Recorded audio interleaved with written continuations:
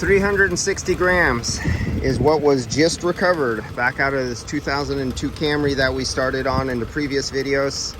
And so you can see I have it all the way recovered down into the micron level. So now I'm about to turn on the vacuum pump before I recharge it, and I'll be recharging it back to 600 grams. Come on, focus. Come on, Apple. You can do it.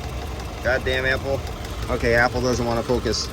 600 grams will be going back in out of the 360. And if you've seen from the previous videos, being out here in the sun, sitting all day, it did pretty damn good. I think it got down in recycle mode down to 49 or 48 degrees out the dash, and in fresh air mode with 90 degree air coming in from the fresh air, I think it got down to like 53 degrees out the dash. So for only 360 grams, these old Toyotas did really well. These are bulletproof compressors. I mean, rarely when somebody tells me their compressor's bad on one of these old Toyota Camrys, if it's somebody I know, I ask them, let me look at it first, because usually it's something else, especially it's something like a stupid relay for the clutch coil, and they'll try to sell them a compressor. These compressors are bulletproof. You got to do something really bad to one of these compressors to burn them up.